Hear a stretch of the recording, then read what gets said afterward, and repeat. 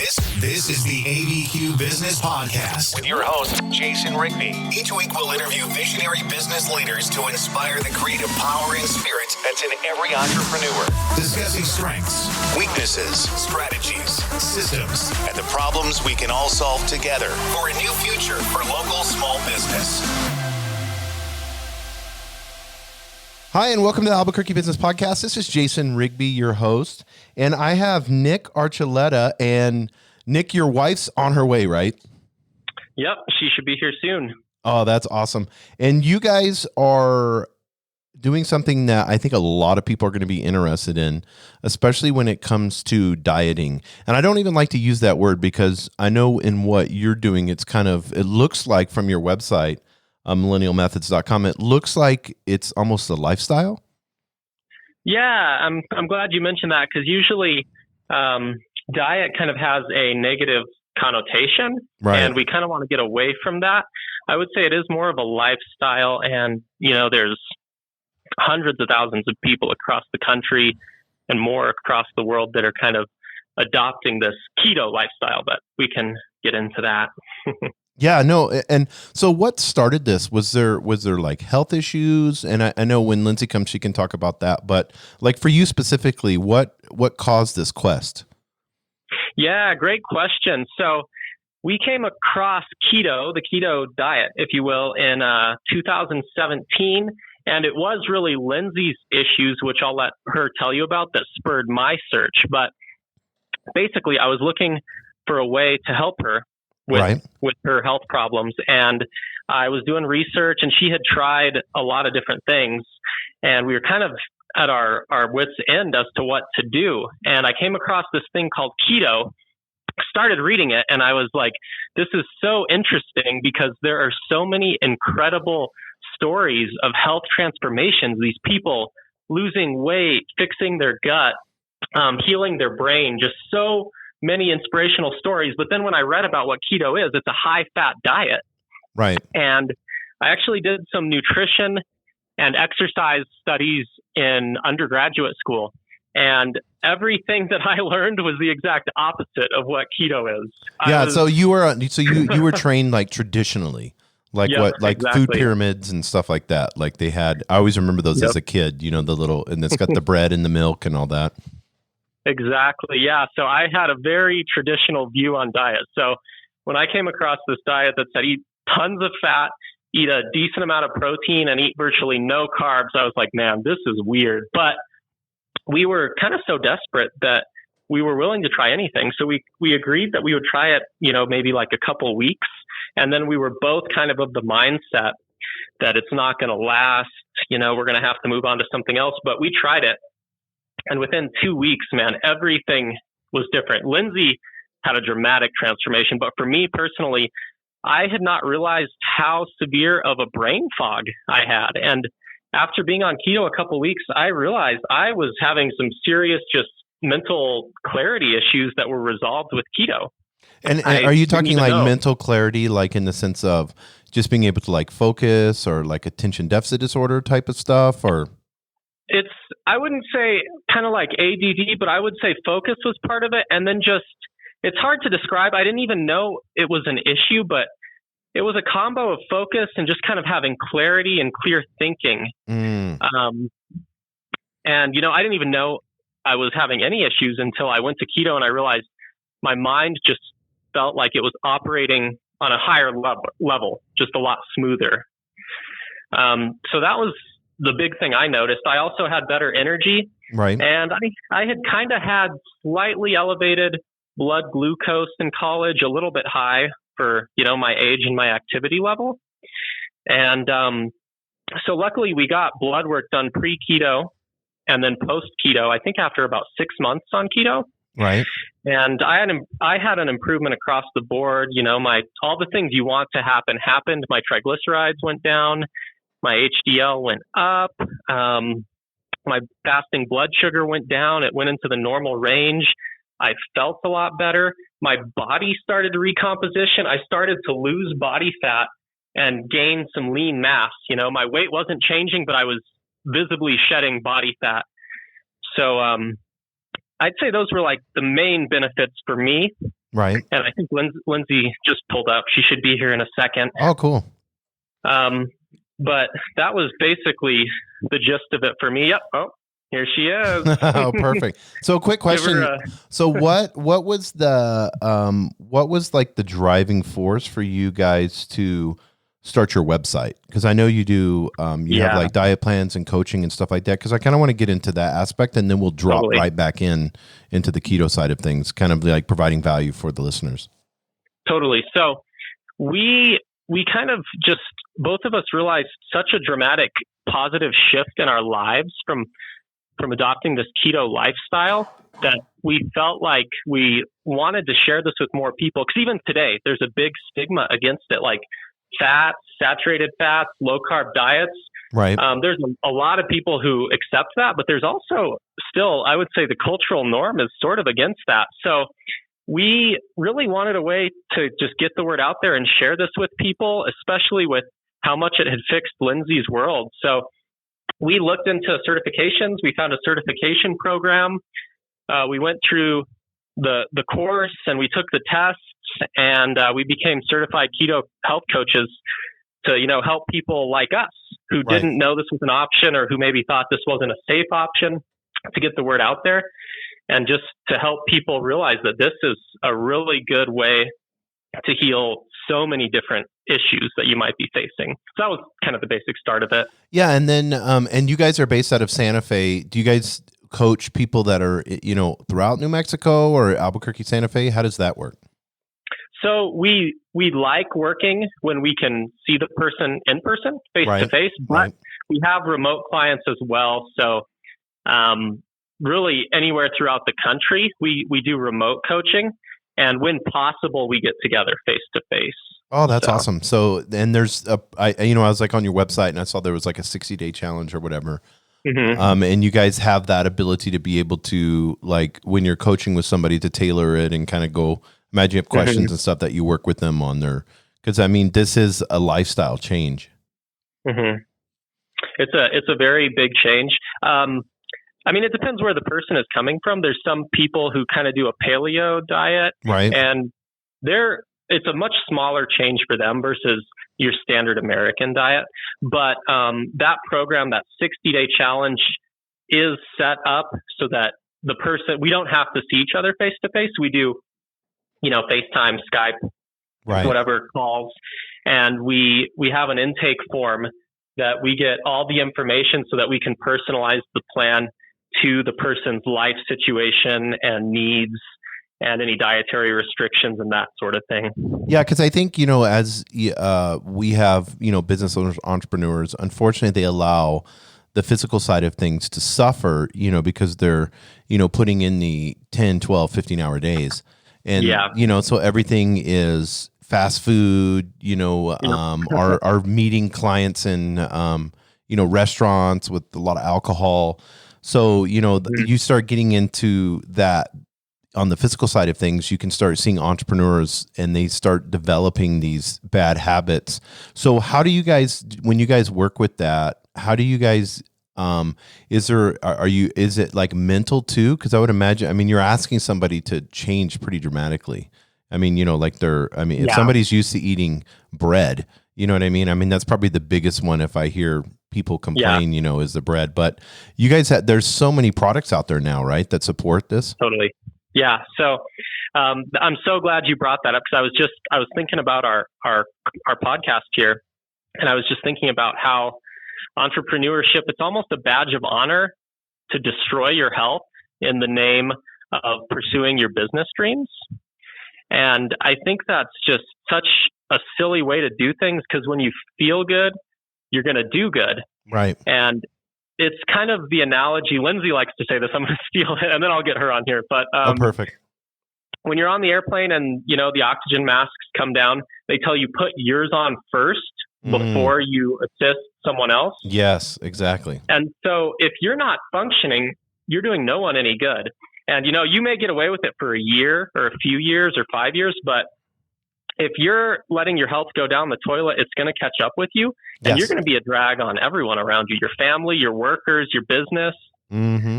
And I think So, a lot of people, like you didn't realize with the brain fog, but a lot of people are sitting there and they feel like they're operating at a high level when in actuality, if they would really look at what they can do to optimize themselves, they're not where they need to be.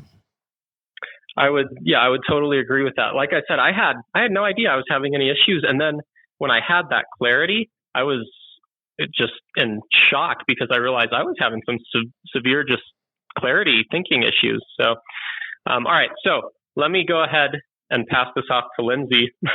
Oh, perfect. Hello, Lindsay. How are you? I'm good. How are you? Good. I loved your story. And I know there are a lot of women that are out there that are facing these same issues from, reading on your website and looking. And I kind of want to, if you don't mind, kind of paint the picture of where you're at and then, what has changed. Sure. No, that'd be a great place to start. So I have been plagued with digestive issues pretty much my entire life. I've had a hard time eating foods. I was having a really hard time holding on weight. I was very skinny and I just didn't really feel good. And so I had been trying a number of different diets throughout my history, working with doctors and trying autoimmune paleo, trying the FODMAP diet, to really trying lactose, they're being diagnosed lactose intolerant, cutting out dairy, cutting out grains, and then nothing was really working. Every once in a while I would feel good, but I was still getting sick probably about 4 to 5 times a week. And I was missing nights out with my girlfriends in college because I was too swollen to put pants on. And, I'm getting sick at work. So I always had a toothbrush in my purse just in case I got sick to brush my teeth before the next meeting. And so I had normalized it. And it was really Nick who came forth when we were married and was like, this is not normal, Lindsay. We need to do something about this. But I was pretty defeated at this point. But so you were operating at a level and basically like surviving and existing and just accepted that as being normal. Exactly. Yeah. I thought this was going to be the rest of my life. I was constantly trying to chase food so that I didn't get a drop in blood sugar because I would get the shakes and pass out if I went too long without a meal. And I was all over the place. And my world was really run by food, but in a way that it was controlling me and really weakening me. And so I never felt good by the end of the day. And so I was struggling. So when Nick first mentioned to me the ketogenic diet, I was like, oh boy, here we go again, because I tried so many diets and none of them had worked. I was like, okay, I was very skeptical. I was also terrified of the diet because high saturated fats just freaked me out. I thought my arteries were going to clog, and I thought it was really unhealthy because I was definitely one of those that fell for the low fat diet when I was a young adult. But I said to him, I will try it. I will do 30 days. That's all I committed to, but I will try it 30 days. I won't cheat. I'll do it full effort. I'll give it my 100%. And then after a month, we'll decide if we want to move forward with this. Because I honestly didn't think it was going to work. I didn't think it was going to be successful. So I thought we would go back to paleo, which was pretty much what we were doing before we went keto. So it wasn't that big of a transition as far as the types of foods that we were eating, but it was just that shift, like I'm sure Nick has talked to you about, of really moving more towards fat and away from carbohydrate. So just real quick. So what would be the difference between a paleo and keto? The big difference because a lot of the food groups are very similar between keto and paleo, but a large difference is that keto is the only diet that actually changes your metabolism. And so on a paleo diet, you are still on a glucose-based diet. You are still burning primarily carbohydrates. So it doesn't shift your metabolism. When you go onto a ketogenic diet, you start burning fat for fuel because it's a fat-based diet because you're really constricting your carbohydrates, especially at the beginning. And so it changes your metabolism. And so you teach your body to be fat adapted and to be efficient on burning fat for fuel. And lo and behold, that's where all the beauty happens, and that's where all the benefits are. But it was a bit daunting, just because, you read all this about heart disease and heart attacks, and that this is going to raise your cholesterol and all these other things. But I thought, let's just try it and let's see how we do. And so our big adjustment when we first went to keto was just to increase our fat intake. So start having Bulletproof coffees for breakfast and having salads. We did kind of like a Cobb salad for lunches with a lot of dressings that were based on olive oil and avocado oil. And then dinner, basically having a protein, a veggie with fat. So we would have steak and asparagus, with olive oil, or Right. we would have, salmon and broccoli. And so just kind of taking the carbohydrates out of it in a way, except for you get your carbohydrates for your daily value for keto, basically from vegetables. Sorry to interrupt. Will you explain Bulletproof coffee and what that does in the morning and how that works, if in case somebody doesn't know? Sure. No, that's a good point. Sure. So Bulletproof coffee is basically a coffee with grass-fed butter. And some people like to do grass-fed butter and MCT oil. MCT oil is derived from coconut oil. Right. But what that does when you're running off of fat for fuel is it really is an efficient energy form to produce ketones in your body right away. And ketones are the energy source that your body creates from fat, and hence the name, the ketogenic diet, comes from ketones. Now, and so like when you get up in the morning, this is the first thing you do, and you make this coffee, like energy levels and stuff like that. How is that with it?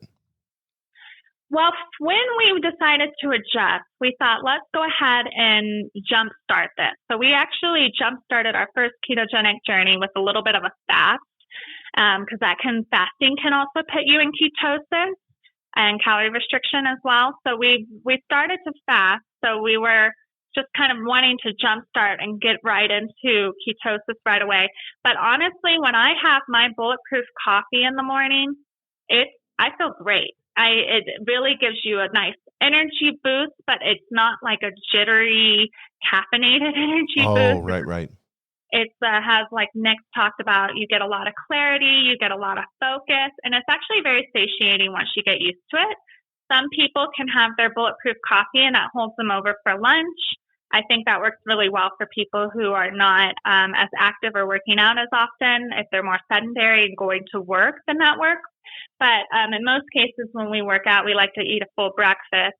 But on days when I just go to the office, I'll have my Bulletproof coffee, and that will tide me over till lunch. Because personally I do like intermittent fasting and stuff like that. So yeah. Does if you take the Bulletproof coffee, does that end the fast? Like could I do Bulletproof coffee in the morning and then not eat lunch? With keto and intermittent fasting, how does that work with you guys? So intermittent fasting and how you define fasting, a lot of people have different opinions on this. So I'm going to walk you through some scenarios. So okay. There are people who believe in a strict intermittent fast or a strict fast, and then no, you cannot have coffee, you cannot have butter, you can't have MCT oil. The only thing you can pretty much have is water with some minerals. Now, there's some that believe in what some have coined or termed as a fat fast.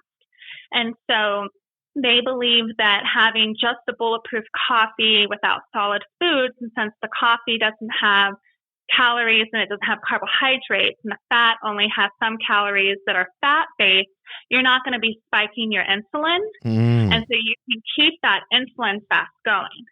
Now, there are some studies that have shown that even high fat intake can also spike some insulin in people. It depends on the type of food, and it also depends on each person's individual insulin response to those foods. So I think that's very individualized.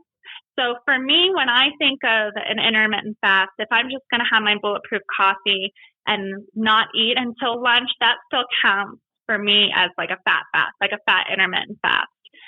So you still get some of the benefits. You get the blood sugar benefit of not spiking your blood sugar and not spiking that insulin response for longer throughout the day if you wait till eat. Because even on keto, you're still going to be spiking blood sugar if you eat a salad or eat, some berries or eat some nuts and seeds. You're still going to get little spikes. And so it's just helping to keep your body smooth until that happens, until you eat an actual solid food meal.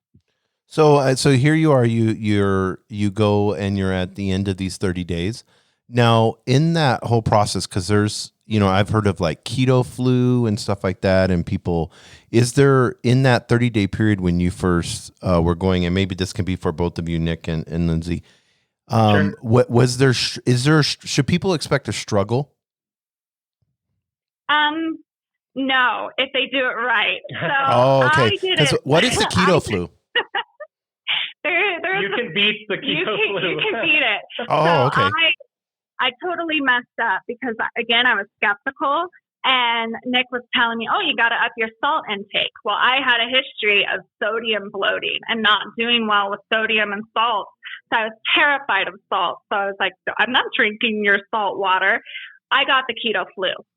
I got the keto flu pretty bad, and I felt pretty rough until he pretty much made me drink the salt water, and then I felt fine.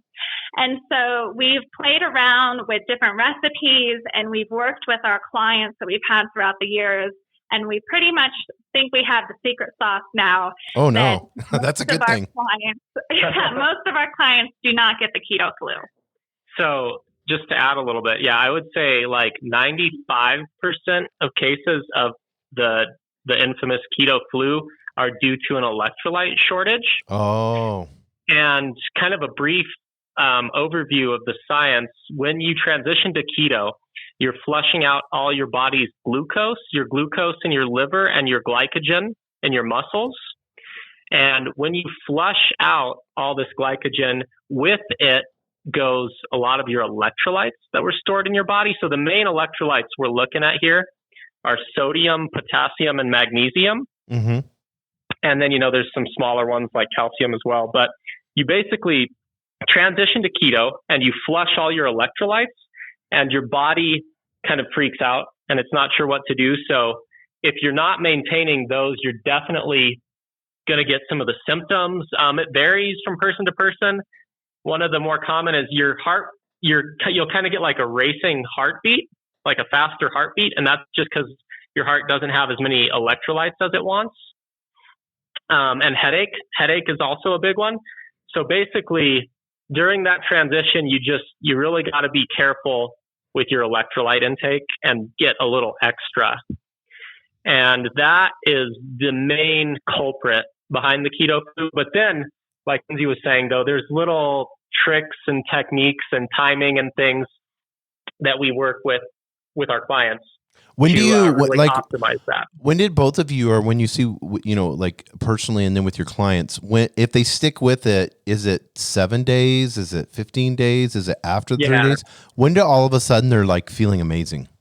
So the transition, this also really depends on what your diet was before.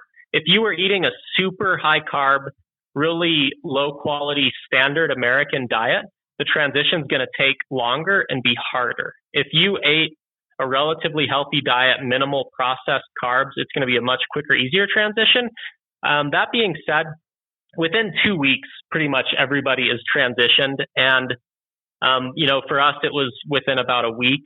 And I would say at the 2 week point is where people start to really realize their body is operating in a different, what feels like a better way. Yeah. And just to kind of go on that, for me, I think it was probably about the 2 week mark. I woke up and literally it was almost like a night and day change. I woke up one morning with energy, and I had never been a morning person before.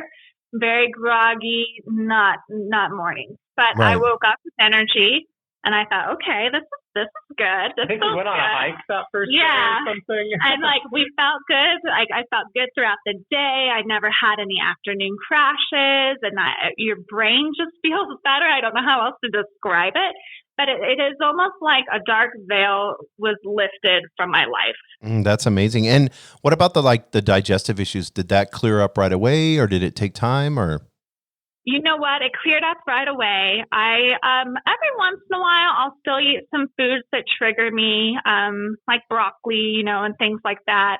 But it pretty much cleared up right away. I started to feel good, and then all of a sudden I realized I hadn't been sick for weeks. And I thought, well, this is really good. We'll see how long I can keep this going. And now we've been keto over 2 years, almost 2.5 years.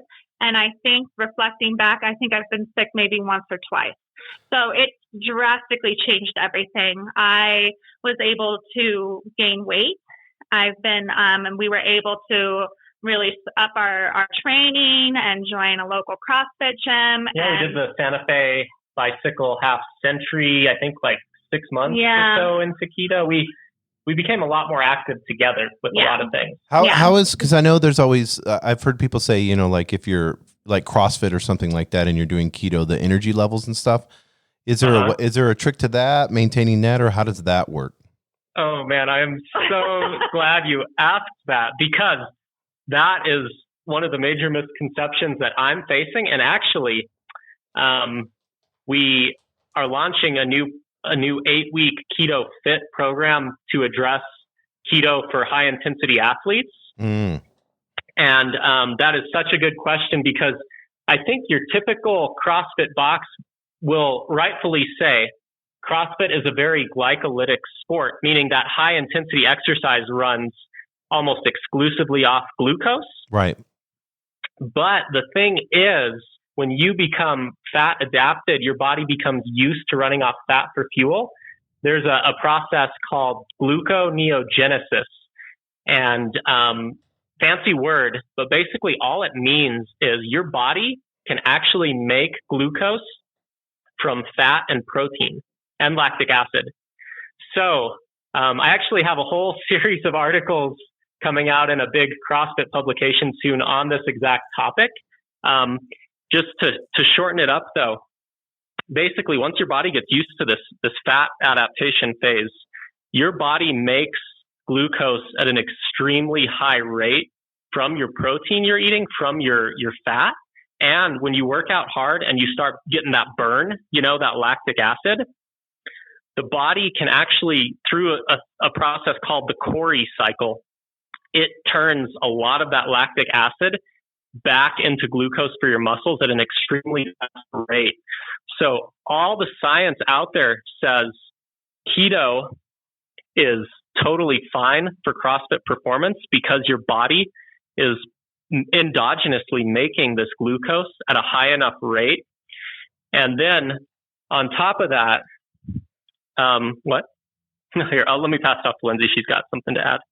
Well, and on top of that, you're more efficient at burning fat for fuel. So you can use fat as an energy source at higher intensities and at higher percentages of your VO2 max. And so what you do then is you're saving your glycogen stores for those super, super, super peak efforts. And you're actually able to use fat for even up to 80% of your VO2 max, which you think about most CrossFit workouts, even if they're a sprint workout, you can't hold your max for much longer than 20, 30 seconds. And so in most cases, you're in that probably 70 to 80% range anyway. And as a fat adapted athlete, you can be burning fat at those high levels instead of having to rely on glucose, and just save the glucose for those very premier max efforts, which is also really great because it makes you a little bit efficient. Yeah, that's awesome. And like now, we have that Game Changers movie and everything that came out with the athletes and all that. What is like the difference between vegan and, vegetarian? I mean, obviously if you're eating fat and proteins on the keto side, is there such thing as like vegan keto people or? Yeah, good question. Yeah, that movie's gained a lot of traction. And, so to answer your question straight away, you can do a vegan keto diet, but we would not recommend it. And we don't want to offend people who may be vegan who are listening, but the science in that documentary really doesn't stack up. And this would be a whole nother topic, really a whole nother podcast. But yeah, I watched a Joe Rogan podcast where he had everybody in there in a room, and it was like 3 hours long or something. It was really interesting with there's so much pseudoscience and John Wilkes. Yeah. So just to give you my view on that real quickly, you could be vegan keto. I think it wouldn't be good for you. And my only beef really, so if veganism works for you and you have really healthy blood markers and you feel really good, and by every measurable aspect of health, you're healthy, then I think that's okay. But I feel like that is such a small minority of the population that the vast majority of people wouldn't benefit. And just to kind of give you a couple reasons why I think that. One is, well, I'll ask you this and see if you could guess. So what do you think is the most nutrient dense food on the planet? It has the most vitamins, the most minerals, and they're the most easily absorbed by your body. I would say probably, I'm just guessing, maybe like some real dense spirulina, or like a very dense, like super, I don't know how you would say it, like super clean meat or something. That would be, Yeah. So good guesses. A lot of people would say something like kind of like a superfood plant kind of thing like that, or chlorella. It is actually beef liver. If you are eating, so if this is a pasture raised animal that was taken care of, it fed off grass its whole life, it's healthy, that liver of that animal has crazy amounts of fat soluble vitamins, and it has crazy amounts of B vitamins, and it has a bunch of micronutrients. So, gram for gram, grass-fed beef liver is the most nutrient dense and the most bioavailable food that you could possibly get. And so that's one of the reasons right there why I want to incorporate animal products into my diet. Right. Is because of that nutrient density, that bioavailability. So that's, one reason why we wouldn't necessarily advocate the vegan keto diet. Right. And let me, I think Lindsay may have something else here, but so that's just one example. Yeah. So I actually tried vegan in college because I wanted to see if that would help me because I was having so much trouble. And the vegan diet really was not the answer for me.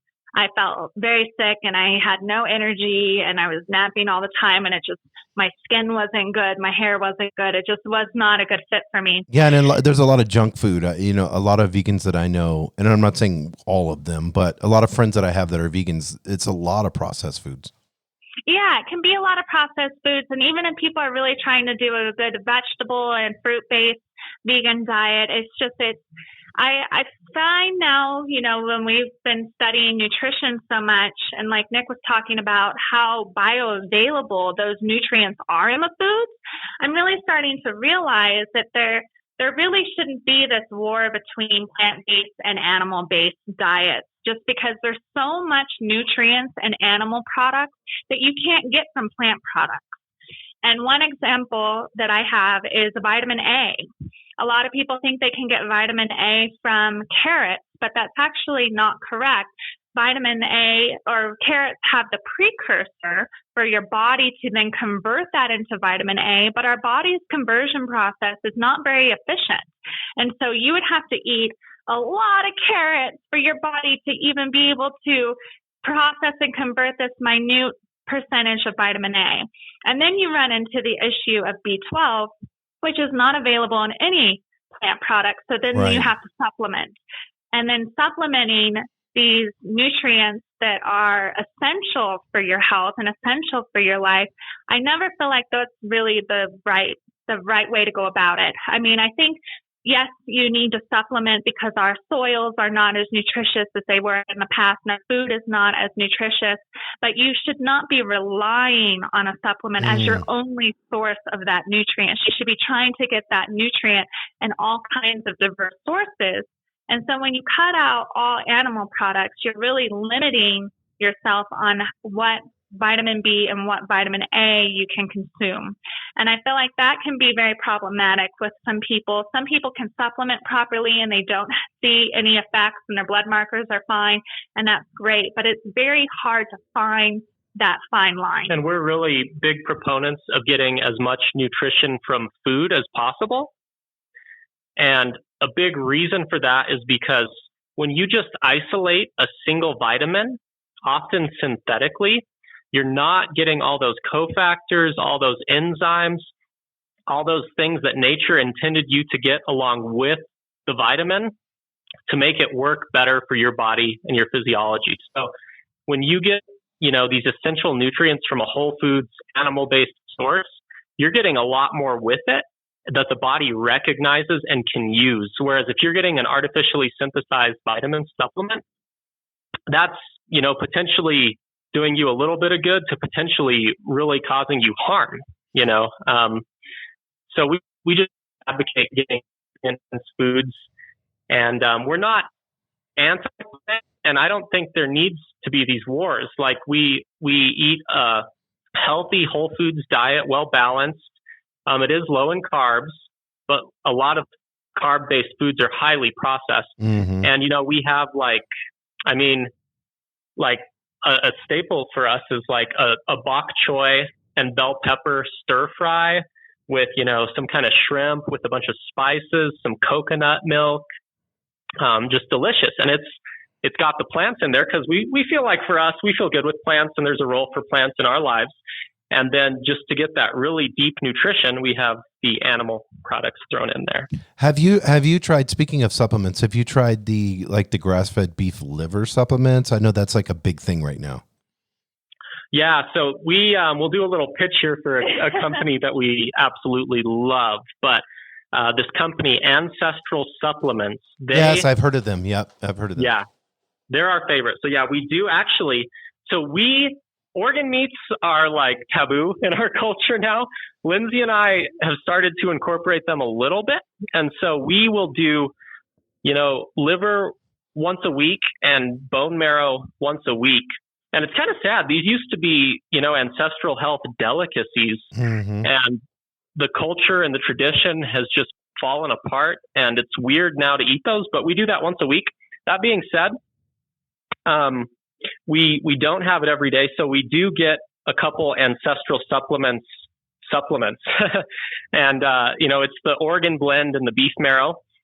But also those are called supplements, but really they're just the food source broken down into a capsule, so it's easy, convenient to take. Because I'll admit, a lot of organs we've experimented a lot. We have some unique recipes, but a lot of them taste funky for the modern palate, especially. It is like extremely difficult to stomach some of this stuff. Right. The science says some of the nutrition in this is unbeatable, absolutely unbeatable. And Ancestral Supplements sources from New Zealand. So we're talking the healthiest, cleanest, 100% grass-fed cows on the planet. So you're getting the highest quality supplement. And it's actually just a whole food source in a convenient. So I feel like you're blending the best of the past with the best of modern day technology to get, all your health bases covered. Yeah, they need to use you for a commercial. Yeah, they're awesome, man. We love them. Yeah, I had seen them, and I've been curious whether I've read a couple blog posts on it, and so I was curious whether to purchase them or not. So I think you've pushed me over the edge on that one. We've got a discount code for you. We can share with you later. Oh, that would be awesome. Or maybe we could put it in the show notes or something like that. If that would be for the listeners, if it's public like that or not. But absolutely. So another question, like low carb, you had Atkins early 2000s, and some people, they'll throw out that low carb, word. What is that? And then what's the difference with what you guys are doing? So I would say the biggest difference between generic low carb diets and keto is, again, going back to the fat. And so Atkins is usually seen more as a high protein diet, and it's very low carb, but the protein is pretty high and the fat is still pretty moderate. Whereas keto, you really want to have your fat intake the highest. So when you're first transitioning to ketosis, you really want fat to be 75% of your calorie intake, which sounds like a ton. And like, how are you going to do that? You sound like you'd be drowning in olive oil. It's really not as hard as you think because fat is so calorie dense. And so I think that's one of the big differences. And you want to probably keep your protein a little moderate at the beginning while you're transitioning, just so that you really teach your body to use that fat efficiently. But that being said, once you're fat adapted, a lot of people think that they have to keep restricting their protein. And we have found that you don't have to restrict your protein when you're on keto and still stay in ketosis, but it just kind of depends on what your goals are. So for us, for fitness, we've definitely upped our protein intake. And so we're not as low in protein as we were to begin with, but we still make sure that fats are our primary source of energy. And so fats still are the majority of our calorie intake. So I think that's probably the biggest difference between keto and Atkins. And I know there's like a big disagreement on cheat days. Is there cheat days on your, keto diet, or have you seen a decrease in cravings, or how does that go? So, real quick too, the carb thing, just to finish off that thought that Lindsay was talking about. There's not really like concrete definitions, but a lot of people would consider under 150 grams of carbs a day to be low carb. And compared to the standard American diet, that's low carb. But for keto land, we're talking like when you're starting under like 20 grams of carbs a day. And then once you're kind of fat adapted, we're talking under 50 grams of carbs a day. And this leads me into like the cheat day thing. So, there's a lot of nuances to keto. And once your body's used to burning fat, this is why we run a 60-day challenge, because the first 30 days, you really want to get your body into efficient fat burning mode. But there's versions of keto. One example is cyclical keto, where you're strict keto under 20 grams of carbs a day throughout the week. And then on Saturday, you kind of have a higher carb, lower fat day. And this could be considered a cheat day. Our view on this is you don't really want to have a cheat day in the sense that you go and pound some donuts and you go ham on beer and waffles and pancakes. Right. We would never advocate that. It's not good for you. But what you could look at as a cheat day that we're okay with, especially if you are like a really intense athlete, would be to have that Saturday where instead of eggs, bacon, avocado for breakfast, you have like a bowl of oatmeal with berries and bananas. And then maybe for lunch, you've got some grilled chicken with some rice. And, maybe dinner is like steak with quinoa. So you could view that as a cheat day because that is a high carb day.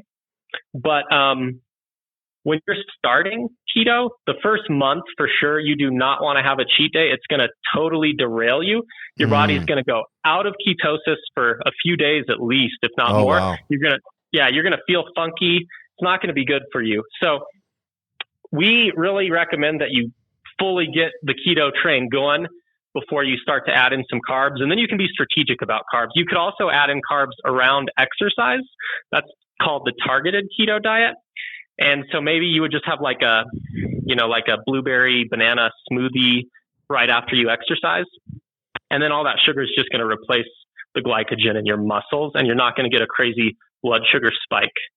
So the part of what's wrong with the standard American diet is it can be high fat and high carb at the same time. And that's bad for your body. In nature, you really don't find high fat and high carb except maybe with like dairy products. Those have the higher fat and the higher carb and protein. But that's really bad because your body's confused. You're spiking your insulin from the glucose intake, but you've also got a lot of fat. So your body is going to kind of want to maybe burn that glucose and store that fat.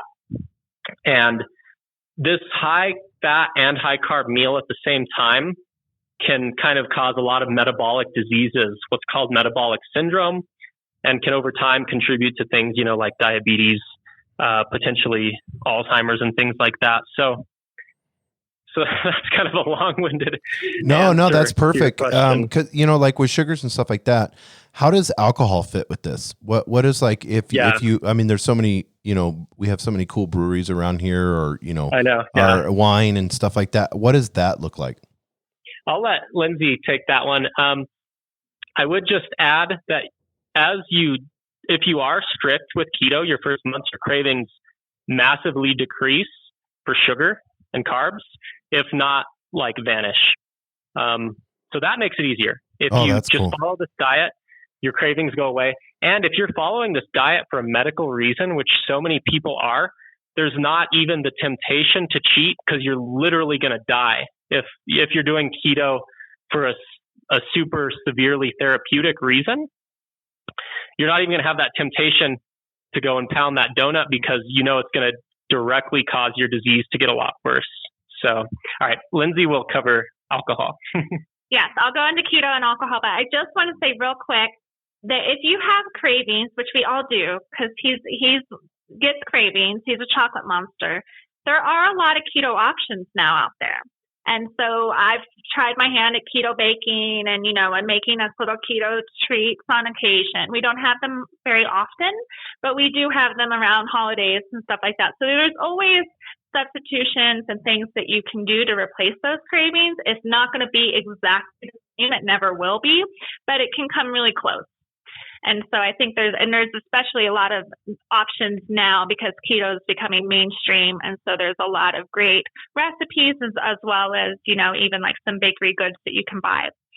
But moving on to keto and alcohol, because this is always a question from our clients, is what we recommend for the transition is no alcohol, just because it really helps cleanse your body and gives your body the time that it needs to really learn how to run off the fat for fuel.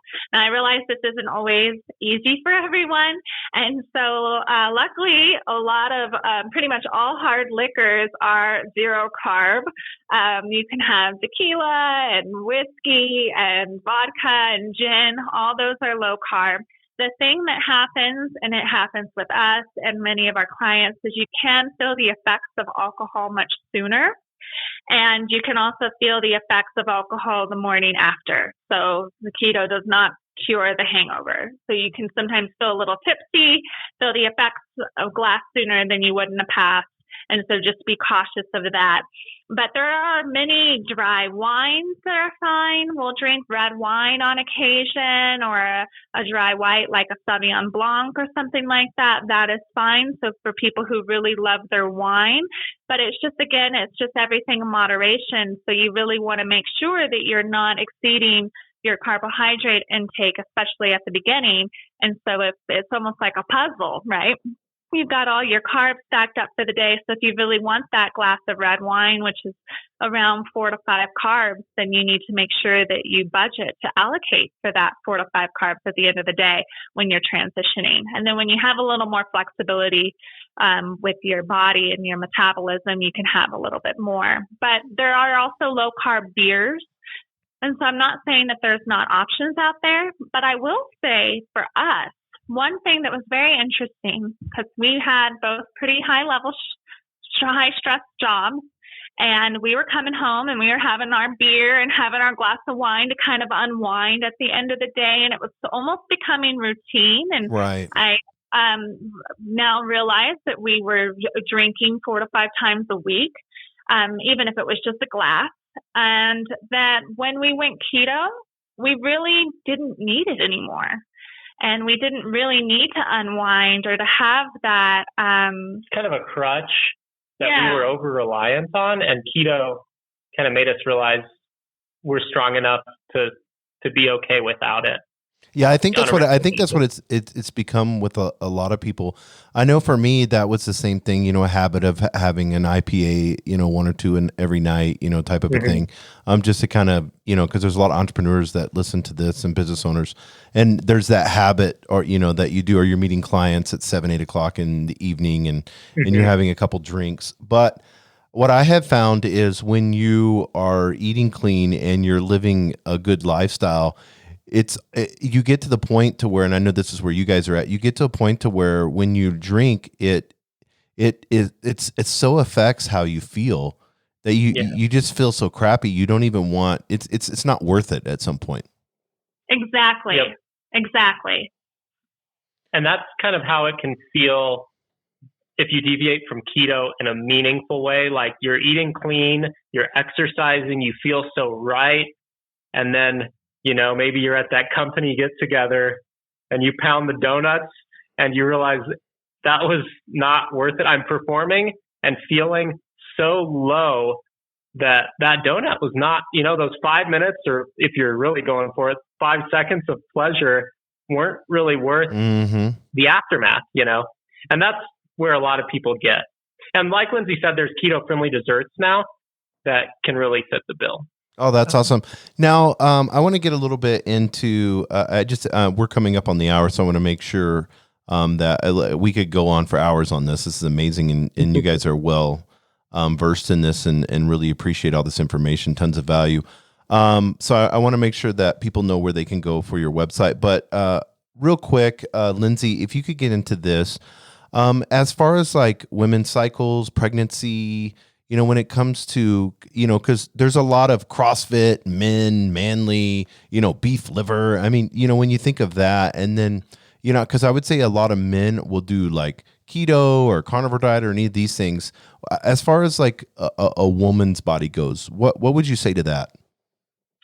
That's an excellent question. I'm very glad that you asked that because I don't get asked this often enough. So when I first went keto, obviously Nick had really been the one who did all the research and got our game plan down and figured out our meals and everything. And I historically have had a pretty easy cycle. I've been a lucky woman in that sense. But I had my first period on keto and it was like I was hit by a truck. It was horrible.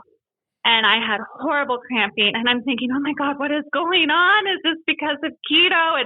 And so I started doing a bunch of research, which I hadn't done before, about women on keto. Right. And I found great experts like Leanne Vogel, who I can't recommend enough, and really started to read about how each woman is different. And I've worked with many women clients, but I have found, especially for transitioning to keto, that women do need more carbs than men, typically. And I've worked with a lot of my clients on timing carb ups around different parts of their cycle, and it's helped alleviate PMS symptoms. It's helped to really smooth things out. And as soon as I got my handle on my own body, I never had that issue again like that first month. And I've been able to help a lot of women through that as well. And so I think it just takes listening to your body and being patient and not getting upset when things aren't going as smoothly as you like, because sometimes it's trial and error because we're all different. But I did find for probably the first year of being keto that I needed to time my carb ups. And then after a year, it really started, I think my body really learned to be fat adapted, because true fat adaptation can take people 18 to 24 months.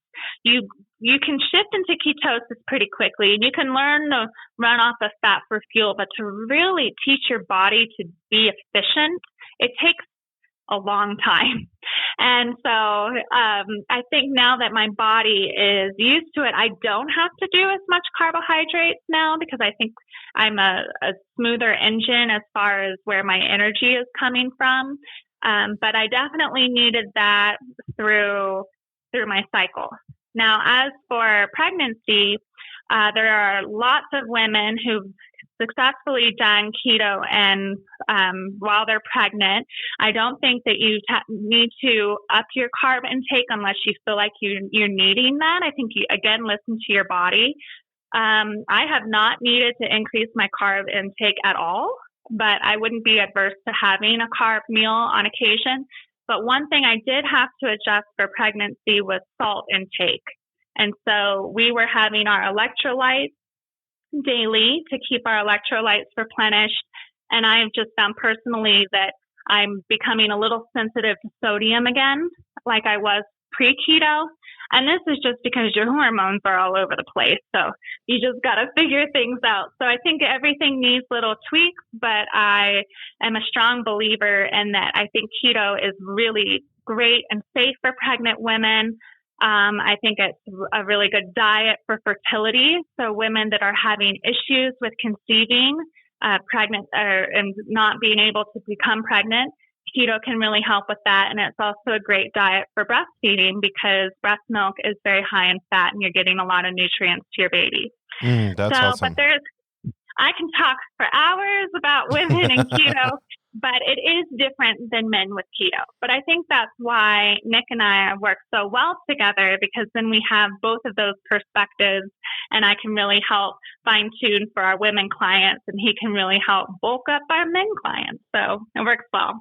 That's awesome. Real quick, just one thing to add, some of the best fertility foods for both men and women is liver and bone marrow and tallow, just because they're so chock full of the fat soluble vitamins A, D, E, K.